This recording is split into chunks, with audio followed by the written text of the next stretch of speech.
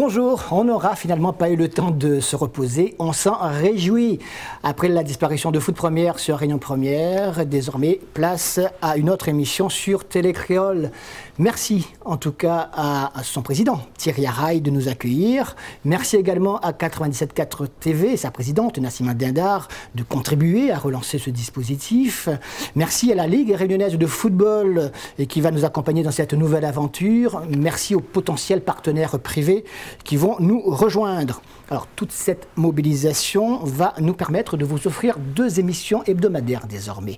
Celle-ci, le dimanche à 13h, 97.4 Foot, où on parlera essentiellement des matchs du samedi soir.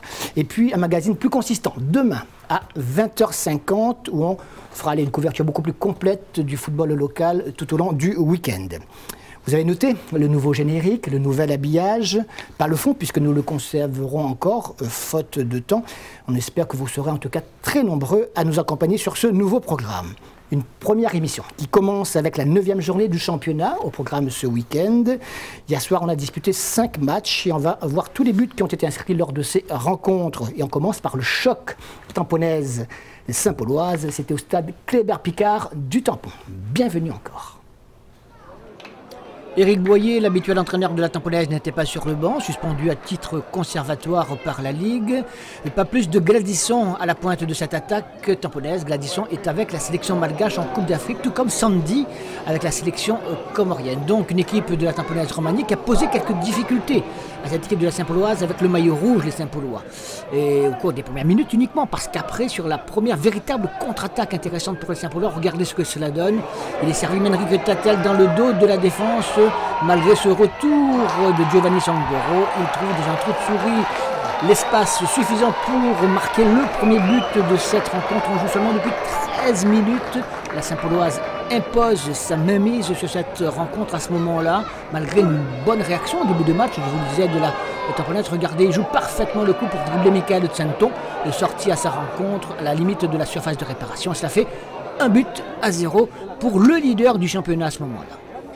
Et même si les Saint-Paulois ont la maîtrise du jeu, ils vont subir une équipe tamponnaise beaucoup plus réaliste, avec ce puissant coup franc tiré par Kundasamy, repris après un renvoi du gardien Pelops, repris par Willy Visnelda. Malheureusement, ce n'est pas totalement comme il le fallait, même s'il a été signalé, vous l'avez remarqué, en position de hors-jeu. Un nombre public était hier soir donc au stade de Kléber-Picard, et puis cette équipe de la Tamponnaise va se créer une deuxième occasion. Giovanni Sangoro va chercher la solution avec, en tout cas apporte son soutien à ses partenaires de l'attaque. Superbe ouverture de Mounoussamy pour Willy Visnelda, qui se demande encore comment il a fait pour rater cette occasion juste à la fin de la première mi-temps. Donc 1-0 au moment de regagner les vestiaires pour l'équipe de la Saint-Pauloise, qui va bénéficier de cette erreur de Giovanni Sangoro. Il n'en commet pas beaucoup dans la saison, mais celle-là lui est fatale, en tout cas à son équipe, parce qu'à l'affût il y a juste avant Nsuki qui lui pique le ballon et marque le deuxième but de cette équipe Saint-Pauloise, qui n'en demandait pas tant évidemment, car on revenait tout juste de la pause orange. Et bien ce 2-0 tableau d'affichage chez une équipe de la Tamponnaise pourtant très solide habituellement, on se dit allez, c'est fait, le break est fait pour l'équipe de la Saint-Pauloise. Regardez Giovanni Sangoro qui jouait sur une jambe, faut-il le rappeler, vous avez vu sa cuissière, il boitillait bien bas avant d'ailleurs de céder sa place à un autre partenaire parce qu'il n'en pouvait plus malgré toute sa bonne volonté. Et pourtant la Tamponnaise va puiser dans ses ressources pour refaire son retard avec cette balle, vous l'avez vu, sauvée sur la ligne par la défense saint-pauloise. Giovanni Sangoro applaudit, c'est un monument tout de même lorsqu'il sort boitillant bien bas. Et dans la minute suivante, eh bien, son équipe va vraiment réagir de manière extrêmement positive avec ce centre de Loïc Rivière, repris de la tête impeccablement. Le centre était impeccable, c'est vrai également, par Willy Visnelda, 2-1. On joue seulement la 57e minute, donc tout est encore possible. Il reste encore plus de 30 minutes à jouer, se disent les tamponnés. Ils ont envie de au moins arracher le match nul, pourquoi pas, ils en ont la possibilité. Ils vont aller déstabiliser cette équipe de la Saint-Pauloise qui tout à coup ne savait plus jouer alors qu'elle était parfaite. En tout cas, elle était très bien dans ses godasses tout au long de la première mi-temps. Donc 2-1 à ce moment-là. Il est sur ses gardes, le gardien Saint-Paulois. Il a raison car cette balle de contre pour les Tamponnais à la 67e minute, c'est-à-dire 10 minutes à peine après le premier but de Willy Visnelda. Un ballon mal réceptionné par Gérard Hubert, contré et finalement à la réception il y a qui? Il y a à nouveau Willy Visnelda qui marque son deuxième but de la soirée, qui se rachète de ça, de son raté on dira de la première mi-temps. C'est lui qui trouve l'égalisation pour l'équipe de la Tamponnaise d'un tir du gauche croisé, et ça fait 2 buts partout. Évidemment, l'envie des Tamponnais maintenant est de gagner, enlever la victoire face à une équipe de la Saint-Pauloise qui n'avait toujours plus pas retrouvé ses esprits à ce moment-là. La joie donc tamponnaise, elle fait plaisir à voir, et pourtant les Saint-Paulois vont se créer à leur tour des occasions pour au moins repartir avec les 4 points de la victoire qu'ils croyaient avoir empoché lorsqu'ils menaient par 2 buts à 0. Sur cette action, il n'y a pas de but évidemment. Par contre, il y a la blessure de Menric Tatel qui va quitter ses partenaires en boitant bien bas lorsqu'il partira du stade du reste. 2 buts partout, et les Tamponnais vont se créer l'ultime occasion par qui? Tenez, allez, Willy Visnelda, mais là encore malheureusement pour lui, il va tirer juste à côté de la cage de Mathieu Pelops. On en restera là, 2 buts partout, un match à suspense, à rebondissement, mais un très beau match de football. Direction le stade Lambrakis du Port maintenant, où la Jeanne d'Arc accueillait la Saint-Pierroise, un sacré client. Pourquoi? Eh bien parce que la Saint-Pierroise est toujours invaincue. 3 victoires à l'extérieur, alors que les Portois, eux, ont été défaits à domicile déjà à 2 reprises. Mais depuis, c'est vrai, quelques semaines, les choses ont un petit peu évolué, on dira. Alors est-ce que pour autant ce match était équilibré? Eh bien la réponse, c'est tout de suite. Jeanne d'Arc Saint-Pierroise. L'envie de toujours bien faire, voire de toujours mieux faire du côté de la Jeanne d'Arc n'a vraiment jamais disparu, malgré les quelques semaines difficiles que l'équipe vient de traverser. Face à cette équipe de la Saint-Pierroise, avec le maillot blanc, on sait que la tâche était particulièrement difficile. C'est une Saint-Pierroise conquérante qui occupe les tout premiers rôles dans ce championnat et qui a des ambitions fort légitimes d'enlever le titre de champion 2014. Eh bien, les Portois vont attaquer bille en tête cette rencontre face à des Saint-Pierrois très bien en place. Ils étaient quand même prudents, ils n'étaient pas venus la fleur au fusil. Ils savaient que de leur côté, la mission était aussi délicate. Et au cours des premières minutes, on a surtout vu une équipe de la Jeanne très solidaire qui va se créer quelques occasions devant les buts de Emmanuel Ledoyen, le gardien de la Saint-Pierroise. Avec par exemple cette superbe action menée par les attaquants portois. Ballon qui va finalement être joué sur le côté gauche pour un superbe centre et qui va semer la panique au sein de la défense saint-pierroise qui aurait pu marquer contre son camp. Rien n'est fait, évidemment. Et les Saint-Pierrois vont finalement marquer un premier but, non pas sur cette action, parce qu'on l'a quelque peu raté ce but-là, il est en position de hors-jeu. Le buteur Wilson Grosset, parce qu'il avait marqué à la 37e minute un but que l'on ne verra malheureusement pas, alors que les Portois, vous le voyez, face à Emmanuel Ledoyen, continuent à essayer d'égaliser à ce moment-là. À la pause, on en est donc là à 1-0 pour l'équipe de la Saint-Pierroise, malgré ce nouveau coup franc qui passe juste à côté de la cage sudiste. Les Saint-Pierrois vont finalement revenir des vestiaires avec beaucoup plus de réalisme, on dira, et marquer un deuxième but. Le ballon aurait franchi la ligne selon le juge de ligne, donc but validé. Un but que l'on attribuera à Ali et Djemali, un bon coup de tête, ce matché qui a pris à défaut la défense de la Jeanne d'Arc, qui malgré toutes ses tentatives n'a pas réussi à repousser cette balle. Et puis les Saint-Pierrois vont marquer un troisième superbe but. Regardez cette action, côté gauche il y a Wilson Grosset, fixe le défenseur, il fixe le gardien de but et petite pichenette, petit lobe, ça fait 3-0. Une Saint-Pierroise qui est à la hauteur de ses ambitions, qui gagne 3-0 au Port. C'était pas évident, c'était pas facile, on l'a vu, et notamment au cours de la première demi-heure face à une courageuse équipe de la Jeanne, mais ça n'a pas suffi. Au final donc les Saint-Pierrois empochent les 4 points de la victoire et d'ailleurs on le verra tout à l'heure en fonction des autres résultats, effectue une excellente opération. Regardez cette superbe pichenette de la part de Wilson Grosset. Allez, pour le plaisir, une dernière action des Portois qui aurait pu au moins réduire le score. Voilà, il n'en est rien, on en restera là, 3-0 pour la Saint-Pierroise. Après ces deux grosses affiches, on va aller faire un petit tour du côté de la Petite-Île, où l'équipe locale accueillait bras fusils.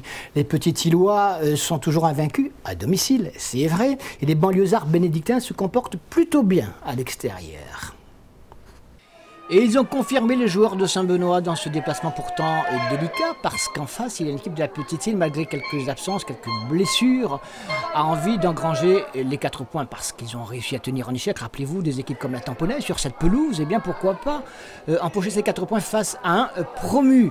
Mais l'équipe de Bras Fusil est venue avec de très bonnes intentions, et malgré cette accolade très amicale des 2 coachs, on ne va pas se faire de cadeau, gentiment évidemment, sur cette pelouse avec une première tentative pour les petits Îlois, tout de blanc vêtus. Vous l'avez sans doute noté, cette frappe, cette reprise signée de Kevin Arago qui passe tout de même largement dessus. En tout cas, il y a de l'intention. Et réaction des joueurs de Bras Fusil avec cette frappe, cette fois signée Henrique Tavea, et qui ne passe pas non plus dans le cadre. Donc on s'échange des bonnes politesses pour l'instant. Et puis les choses vont aller en s'accélérant avec une nouvelle occasion pour cette frappe qui permet au gardien bénédictin, Julien Bourseau, de s'illustrer en claquant en corner. On est toujours 0-0, des occasions de part et d'autre, mais toujours pas de but. Il faut attendre cette action signée donc par l'équipe de Bras Fusil à la 24e minute pour voir Praxis aller dans un paquet de joueurs, dans une position un peu bizarre, un peu déséquilibrée, un peu inconfortable. En tout cas, c'est le sens du buteur, c'est ça, c'est ce qu'on demande à un buteur, c'est de marqué dans toutes les positions. Là, on va le voir au ralenti. Regardez, il y a plein de joueurs qui ratent un peu de tout. Là, on essaye, on fait un petit peu n'importe quoi du reste. Et c'est lui qui prend, allez, dans un trou de souris avec le bout de sa semelle, ce ballon pour permettre à son équipe donc d'ouvrir le score. Mais la réaction de la Petite Île intervient sur cette faute commise par la défense bénédictine, une faute que l'arbitre sanctionne par un penalty qu'Adrien Lecomte tire en 2 fois. La première fois, il marque, mais derrière, regardez le joueur qui se fait soigner, visiblement est dans une position délicate. Il ne permet pas la validation de ce premier tir. Un deuxième tir réussi également, celui-là. Un but partout à ce moment-là, donc entre l'équipe de la Petite Île et l'équipe de Bras Fusil. Une équipe de Bras Fusil qui va perdre son capitaine, en l'occurrence Yann Semorel, qui boite bien bas. Et pourtant, eh bien, elle va réagir au point de vouloir et réussir à repartir avec les 4 points de la victoire. Mais tout d'abord, cette action de son côté droit qui amène un coup franc. On est, vous l'avez compris, en deuxième mi-temps maintenant. Un coup franc pour l'équipe de Bras Fusil dans une position relativement intéressante. Eh bien, pour le tirer, il y a Fabrice Valsin. Regardez le résultat. Il y a un paquet de monde également. Alors, le ballon a-t-il été touché ou pas? Toujours est-il qu'il finit sa course au fond. Un défilé de 20 Ketasala. Et ça fait 2 buts à 1 à ce moment-là. Il ne reste que trop peu de temps pour que les petits Îlois réagissent. En tout cas, ils ne parviendront pas. 2 buts à 1, ce sera le score final. Non pas hold-up, mais belle victoire. Beau déplacement et confirmation de Bras Fusil à l'extérieur. Alors que la Petite Île, pour la première fois, concède la défaite sur sa pelouse cette saison. On va parler maintenant de l'autre équipe de Saint-Benoît, l'USB, qui jouait à domicile et y recevait la Capricorne. Les bénédictins sont dans le milieu de tableau, alors que la Capricorne, elle, est toujours à la recherche de sa première victoire. Ce ne s'était pas passé bien loin, c'est vrai, la semaine dernière face à la Tamponnaise. Est-ce que c'était la bonne cette fois? USB Capricorne. Tous deux jeunes vêtus, les joueurs de la Capricorne étaient restés sur une excellente impression, c'est vrai, la semaine dernière face à la Tamponnaise. Eh bien, ils ont confirmé dans ce déplacement à Saint-Benoît. Déplacement pas facile, car à Saint-Benoît, l'USB ne se laisse jamais dominer, ne se laisse jamais faire. Eh bien, la Capricorne est venue avec de très très bonnes intentions, avec surtout un dispositif qui a fait mouche. Et c'est elle qu'on l'enverra au cours du premier quart d'heure, notamment avec de belles occasions de scorer, comme ici Mathieu Vellemont, qui reprend juste à côté de la cage de Ludovic Grondin. Ludovic Grondin qui sera très sollicité au cours de cette rencontre. On va encore le retrouver sur ce coup franc par exemple. Il sera obligé d'intervenir devant l'attaquant de la Ravine des Cabris. Toujours 0-0. La Capricorne semble tenir en main cette rencontre. L'USB sur le plan offensif est plutôt pauvre à ce moment-là. Et regardez encore le gardien Ludovic Grondin qui est obligé de claquer en corner. Et puis ce tir dès le retour des vestiaires en seconde mi-temps de Mathieu Vellemont, un tir assez spontané qui permettra justement à l'équipe de la Capricorne de repartir avec les 4 points de la victoire. Victoire importante, première victoire pour les joueurs de la Ravine des Cabris. Et ça, ils l'ont fait à Saint-Benoît face à une équipe de l'USB qui a un petit peu tourné en rond et qui s'est un peu cherché, beaucoup trop cherché samedi soir. On vous l'avait promis, beaucoup d'images, mais on regarde tout de même en rappel les résultats des 5 rencontres qui se sont disputées hier soir à l'occasion de cette 9e journée. Et vous avez vu presque tous les buts, on vous les rappelle ces scores. 2 buts partout entre la Tamponaise et la Saint-Pauloise. La Jeanne d'Arc était battue à domicile par la Saint-Pierroise, 3-0. Brafusil gagne également à l'extérieur, tout comme la Capricorne, alors que les Marsouins ont battu la Saint-Louisienne 1-0. On a pu vous montrer des images de cette rencontre pour des petits problèmes techniques, mais on va les résoudre. Et d'ici demain, dans notre émission de demain soir, promis, Marsouins Saint-Louisienne sera à l'affiche également en images. Alors en 2e division, rapidement les résultats, avec match nul pour le SDFA à l'extérieur, la victoire de Monaco qui prend la tête du classement, victoire 3-1, et puis carton de Piton-Saint-Leu face à l'Aveyron de 6-3. Et si vous avez raté quelque chose, eh bien vous avez droit à une séance de rattrapage demain soir avec 97.4 Foot Plus. On va vous parler à nouveau, mais en plus long, de ces rencontres de samedi soir. Mais surtout, on va vous parler du match de cet après-midi, du choc entre la Sainte-Marienne et l'équipe de l'Excelsior. Coup d'envoi à 16h30 au Stade de l'Est Jean-Yves Voula. Résumé complet demain soir et tout le week-end du football. Donc demain soir, notez-le, soyez présents 20h50 et c'est sur Télécréole. Salut!